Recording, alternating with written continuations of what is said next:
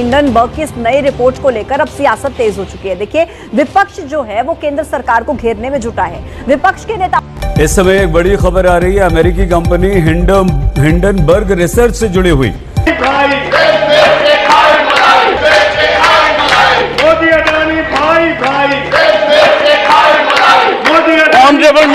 एक गाना बहुत मशहूर हुआ था कि 7 समंदर पार में तेरे पीछे पीछे आ गई।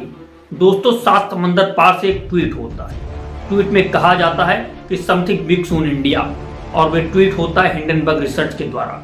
ये ट्वीट 18 महीने पहले भी हुआ था और किस तरह से अडानी का जो शेयर मार्केट था वो भरभरा करके गिर गया था। अब इस ट्वीट के बाद कल से लोग चर्चा करने लगे देश में कि अडानी साहब की लंका लगने वाली है, और आज इस ट्वीट के बाद किस तरह से राज्यसभा में नारे लगने लगे, मोदी अडानी भाई भाई। इन सारी चीजों की हम बात करेंगे।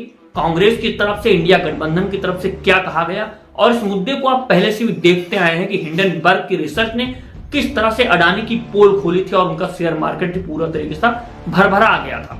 इस पर हम बात करेंगे। आप सबसे पहले यह भी देखिए कि जो गोदी मीडिया कवरेज है, गोदी मीडिया में किस तरह से उस मुद्दे को उठाया गया और पूछा गया है। उससे पहले ये वीडियो डिलीट ना हो जाए, आपके साथ हम साझा करते हैं।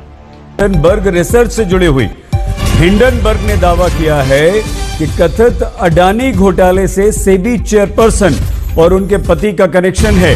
हिंडनबर्ग रिसर्च ने सेबी चेयरपर्सन पर बेहद गंभीर आरोप लगा दिए हैं। कहा है कि अडानी घोटाले से इनका संबंध है। अडानी ग्रुप के बाद हिंडनबर्ग ने इस बार सीधा सेबी पर हमला बोला है। हिंडनबर्ग रिसर्च ने दावा किया कि अडानी घोटाले में इस्तेमाल की गई ऑफशोर संस्थाओं में सेबी चेयरपर्सन की हिस्सेदारी थी। ये हिंडनबर्ग की इस नई रिपोर्ट को लेकर अब सियासत तेज हो चुकी है। देखिए, विपक्ष जो है वो केंद्र सरकार को घेरने में जुटा है। विपक्ष के नेताओं की तरफ से एक के बाद एक इस पूरे मामले को लेकर ट्वीट किए जा रहे हैं, और संसद सत्र को जल्द खत्म किए जाने को लेकर इस रिपोर्ट से कनेक्ट कर रहा है विपक्ष, और सवाल उठा रहा है कि अब पता लगा कि संसद सत्र को जल्दी खत्म क्यों कर दिया गया। तो इसे हिंडनबर्ग की इस नई रिपोर्ट से कनेक्ट करके विपक्ष की तरफ से सवाल उठाए जा रहे हैं। कुल मिलाकर इस पूरे मामले को लेकर सियासत तेज है, और अब केंद्र सरकार को एक बार फिर से घेरने की कोशिश में जुटा है विपक्ष। और जयराम रमेश, नेता है कांग्रेस के, उनकी तरफ से देखिए ये ट्वीट किया गया है कि हम जान गए हैं ऐसा क्यों हुआ है, संसद के सत्र को जल्दी खत्म क्यों किया गया। ये ट्वीट जयराम रमेश की तरफ से किया गया कि 9 अगस्त को अचानक से संसद को अनिश्चित काल के लिए स्थगित कर दिया गया, जबकि संसद 12 अगस्त की शाम तक चलने वाली थी। अब हमें पता है कि ऐसा क्यों हुआ है। ये जो ट्वीट है ये जयराम रमेश की तरफ से किया गया है। तो यानी कि कुल मिलाकर अब ये जो हिंडनबर्ग की नई रिपोर्ट और नया खुलासा है, इसको लेकर अब राजनीति इस पूरे मसले पर देखने को मिल रही है। अंकित हमारे साथ सीधा कनेक्ट है और हर जानकारी हम तक पहुंचा रहे हैं इस पूरे मामले से जुड़ी। अंकित, एक तरफ तो सेबी चीफ की तरफ से सफाई है, लेकिन दूसरी तरफ इस पूरे मामले को लेकर राजनीति है। जब से रिपोर्ट आई तब से हम देख रहे हैं किस तरीके से इस पूरे मामले पर बयानबाजी तेज हो रही है, और अब एक बार फिर से विपक्ष सवाल उठा रहा है केंद्र सरकार को लेकर, संसद सत्र से इसे कनेक्ट कर रहा है। क्या क्या देखने को मिल रहा है राजनीति के अंदर? देखिए, साफ तौर पर इससे पहले भी जब 1.5 साल पहले रिपोर्ट आई थी, तब भी जो सड़क से लेकर संसद तक विपक्ष ने सरकार को घेरा था, और सीधे क्योंकि अडानी समूह का नाम जुड़ रहा था तो विपक्ष ने जो सीधे तौर पर सरकार पर निशाना साधा था। एक बार फिर से जब जैसे ही रिपोर्ट सामने आई है, जयराम रमेश ने जो एक्ट पर पोस्ट किया और ये कहा कि संसद का सत्र जल्दी क्यों खत्म कर दिया गया। लेकिन पूजा यहाँ पर हमको ये भी बताना जरूरी है, क्योंकि मैं भी संसद की कार्रवाई लगातार कवर कर रहा था, और जिस दिन ये जो है सत्र खत्म किया गया, घोषणा की गई, उस दौरान तक इस तरीके की किसी रिपोर्ट के बारे में किसी को जानकारी नहीं थी। हिंडनबर्ग की इस रिपोर्ट के बारे में किसी को कोई जानकारी नहीं थी। जानकारी कब आई है? कल देर रात, जो भारतीय समय के अनुसार रात में करीबन जो 9-10 बजे के आसपास जब ये रिपोर्ट जारी हुई है, उससे कुछ घंटे पहले हिंडनबर्ग ने एक्स पर ही पोस्ट करके कहा कि इस तरीके की रिपोर्ट लाने वाले हैं। यानी कि जो शुक्रवार को जब ये संसद की कार्रवाई खत्म हुई है, उस दौरान तक इसको लेकर के कोई सुगबुगाहट नहीं थी। और दूसरी, इसी में एक पॉइंट और जोड़ना चाहूंगा कि जब संसद की कार्रवाई खत्म हुई है, स्पीकर ओम बिरला से तमाम जो है राजनेताओं ने, खुद प्रधानमंत्री समेत जो है जो विपक्ष के नेता है राहुल गांधी समेत तमाम नेताओं ने वहां पर जो बैठकर बातचीत भी की है। और तब क्योंकि किसी को इस बारे में अंदाजा नहीं था, तो ना तो विपक्ष की तरफ से ना ही सत्ता पक्ष की तरफ से इस चीज का कहीं कोई जिक्र हुआ था। लेकिन अब क्योंकि रिपोर्ट आई है और संसद का सत्र जो कि 12 तारीख तक था, उसको क्योंकि जो है 9 तारीख को खत्म किया गया है, 2 दिन तो बीच के शनिवार रविवार के थे, तो इसी के चलते ये जो खत्म किया गया है, उस पर यानी आप ये कह रहे हैं कि जब संसद सत्र को स्थगित किया गया था, खत्म हुआ था, उस वक्त तक इस रिपोर्ट से जुड़ी कोई भी जानकारी सामने नहीं आई थी। लेकिन अंकित, ये मामला यहीं पर नहीं रुक रहा है, राजनीति से जुड़ी कुछ और खबरें भी सामने आ रही है, स्टेटमेंट सामने आ रही है। अब आम आदमी पार्टी ने केंद्र सरकार पर हमला बोला है और मोदी सरकार सिर से पांव तक भ्रष्टाचार में डूबी है, ऐसा कहना है आम आदमी पार्टी का। सुबह 10:30 बजे आम आदमी पार्टी की प्रेस कॉन्फ्रेंस भी होनी है।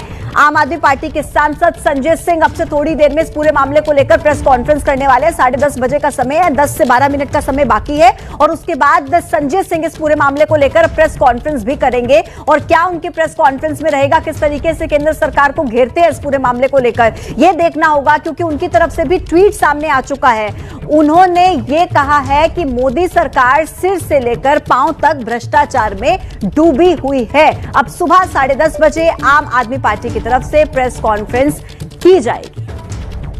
आपने अब मीडिया की कवरेज भी देखी कि इस मुद्दे पर सवाल पूछे जा रहे हैं। यही जब 18 महीने पहले ट्वीट हुआ था और जो अडानी के शेयर गिर गए थे, तब कोई सवाल नहीं पूछा जा रहा था।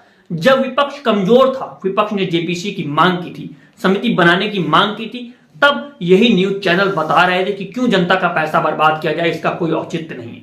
सरकार के साथ खड़े थे, लेकिन अब सरकार से सवाल पूछ रहे हैं। क्यों? क्योंकि वो देख रहे हैं कि विपक्ष भी मजबूत हो चुका है। अब साथियों, यह भी आप देखिए कि किस तरह से सुप्रिया सुले ने इस मुद्दे को उठाया और लोगों से सवाल पूछने की अपील की है। उन्होंने सरकार से सवाल किया है, उस मुद्दे को आप देखिए और समझिए, फिर इस पर हम चर्चा करते हैं। असलियत यह भी है कि इतने गंभीर आक्षेप लगने के बाद हम उच्चतम न्यायालय से, the highest court in the country, the highest constitutional court in the country से अपील करते हैं कि वो स्वतः संज्ञान लें, इस मामले की जांच करें, क्योंकि ये भारत की फाइनेंशियल व्यवस्था पर सवाल खड़े कर रहा है। असलियत यह है कि इस महाघोटाले की जांच सिर्फ और सिर्फ जेपीसी से हो सकती है, जिसका गठन नरेंद्र मोदी करने से डरते हैं। लेकिन कब तक डरिएगा आप और कब तक बचाइएगा अडानी को, क्योंकि महाघोटाला इतना बड़ा है, उसके डंक इतनी दूर दूर तक फैले हुए हैं कि अंततो गत्वा एक ना एक दिन आप लोग पकड़े जाएंगे। लेकिन तत्काल प्रभाव से सेबी चीफ को उनके पद से हटाना पड़ेगा, अन्यथा सरकार की विश्वसनीयता, मार्केट की विश्वसनीयता, मार्केट रेगुलेटर की विश्वसनीयता पर बहुत बड़ा सवाल है। और सबसे बड़ा कहर छोटे छोटे जो निवेशक हैं वो उन पर बरपेगा जब इसका नेगेटिव प्रभाव हमारे मार्केट पे पड़े। आपने सुप्रिया सुले का वीडियो देखा, उन्होंने अपील की अपने वीडियो के माध्यम से कि यह इंडिया गठबंधन का पक्ष है, हमें सुप्रीम कोर्ट से भी मांग करनी चाहिए कि वो इस पर ध्यान दें। अपने आधार पर उसमें समिति गठित कराई जाए, उसकी गहन जांच होनी चाहिए कि किस तरह से सेबी उसमें इन्वॉल्व है, सेबी के अधिकारी उसमें इन्वॉल्व है, अडानी को आगे बढ़ाने के लिए किस तरह का उनका उसमें इन्वेस्ट है, उनके पति का। इन सारे मुद्दों की जांच होनी चाहिए और जो देश की जनता का पैसा है, किस तरह से उसको बड़े बड़े नाम पे शेयर खरीदवाए जा रहे हैं। खुद प्रधानमंत्री नरेंद्र मोदी और अमित शाह कह रहे थे कि शेयर मार्केट में पैसा लगाइए। आखिर क्यों कुछ लोगों को बहुत बड़ा बना दिया गया, क्यों गलत कंपनियों को उसमें इन्वॉल्व होने दिया, इसकी जांच क्यों नहीं हो रही? इन सारे मुद्दों को लेकर के जांच होनी चाहिए। और आपने गोदी मीडिया का भी रिएक्शन देखा कि किस तरह से अब सवाल बदल चुके हैं। साथ में आपने यह भी देखा कि किस तरह से राज्यसभा में मोदी और अडानी के नारे लग रहे हैं, भाई भाई के नारे लग रहे हैं, वो किस तरह से साथ खड़े हो चुके हैं। अब इन चीजों को आप कैसे देखते हैं और किस परिदृश्य में देखना स्वीकार करते हैं?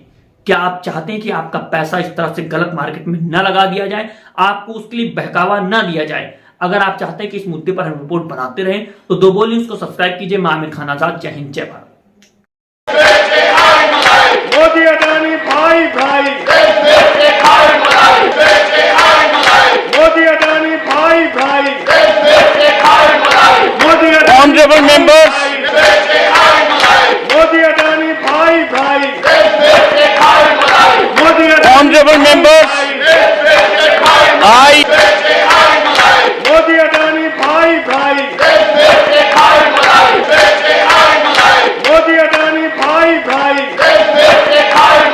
Modi honourable members,